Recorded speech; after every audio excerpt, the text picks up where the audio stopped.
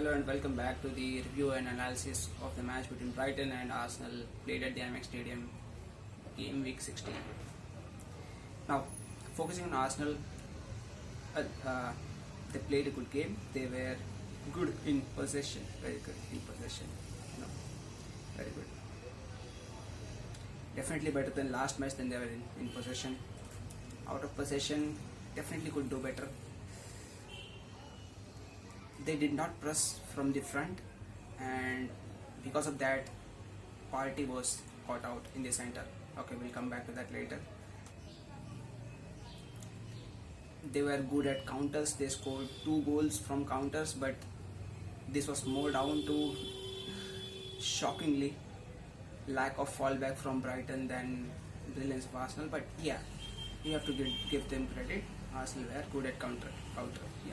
They scored 2 goals. Credit to Martinelli. Yes. Brighton were fabulous. They had 70% around possession. So Arsenal mainly played on the counter attack. They had 70% of the possession, and they were as usually, they were good in possession. They couldn't do much in the match. Pascal Gross tried to find Karo Mitoma on the left flank. Mitoma fancied himself against White, and he did cause a lot of problems before White was replaced in the 60th minute, I guess. Surprisingly, even after conceding 4 goals, Brighton were surprisingly good out of possession too. Most of the goals that they conceded were mistakes from Arsenal. On the counter too, you could say they were good. They did cause Arsenal problems, yet both of the goals that they scored were, they were kind of counter-attacks, but not exactly counter-attacks.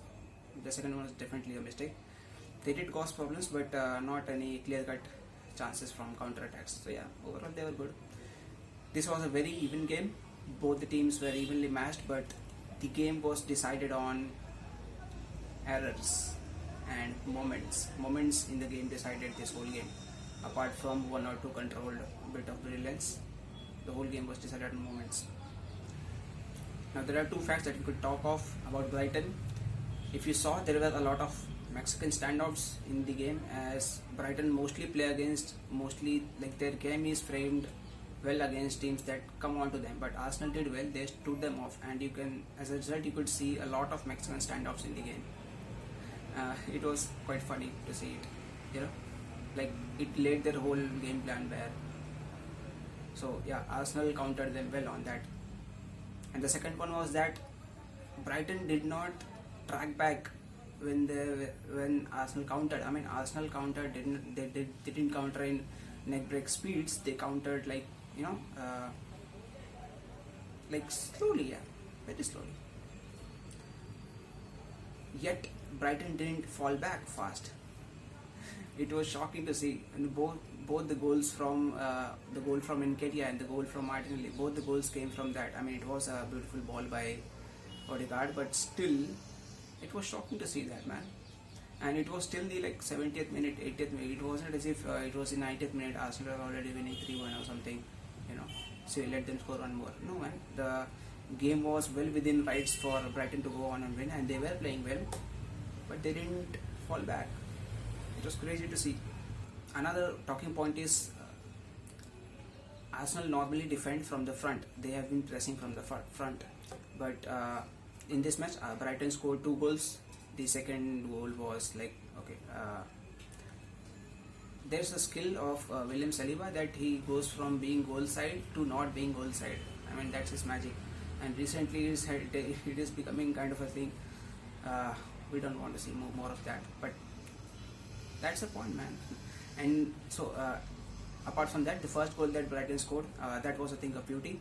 But again, if you see the clip, Nketiah is standing there, and Billy Gilmore is in the ahead of the number 10 position, in the 8th position, and Nketiah is just watching him pass the ball behind Partey to Pascal Gross.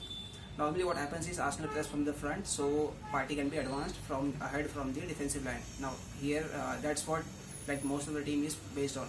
But since Arsenal didn't press from the front, Billy Gilmore got like tons of space and time. No one was around him to pick out Pascal Gross, who sneaked from in front of Partey to behind Partey, and the ball was played through. And once that happened, Saliba had to come out to get to Pascal Gross.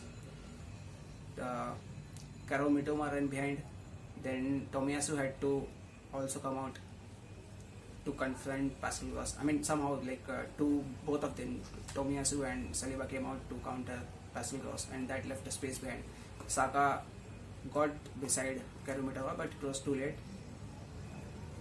Pascal Gross, by the way, played a fantastic reverse ball to Karo Mitoma, and Mitoma, yeah, it was a good finish. But it all started from not pressing up front. I mean, the whole Arsenal defense is based on pressing from the front, and that's why, like, the whole defense of Arsenal is based on the positioning of Thomas Partey. If he's advanced, you're done. The same like it's of City's match.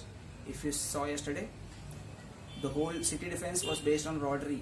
The whole back four is there, and then there's Rodri, and from on both the sides of Rodri there is no one there. And like Evobi and Idris Ganage are running havoc on both sides of Rodri, and Rodri is like running both the sides covering because there is no one beside him.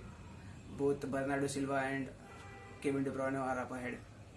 So yeah, that's the current status of Arsenal, which is a bit bad because both Odegaard and Granit Xhaka are mostly given the license to play up front.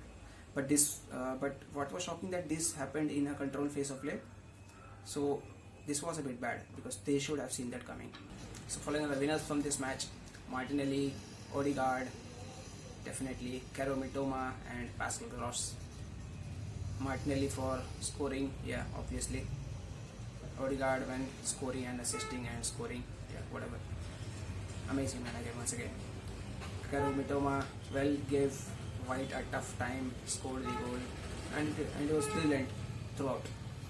Then there's Pascal Gross. Like, Brighton didn't fancy much, but he was the one who made those diagonal passes and also fancied the ball for Karo Mitoma to finish.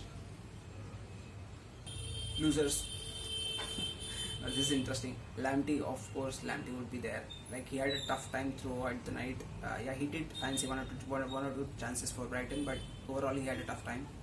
Yeah, like mistake for the first Arsenal goal, and couldn't catch up to Martinelli for the fourth goal. Yeah, really bad. Saliba, okay, I've talked about him before, but awful error, man, awful error, and this is becoming like kind of a thing for him now. And the third one, you should not be surprised, is Roberto De Zerbi, because I don't know why his team is not falling back. I mean, yes, you can't blame the manager for that, but it was odd. It was really odd, really odd. As good as Brighton have played, this was really odd.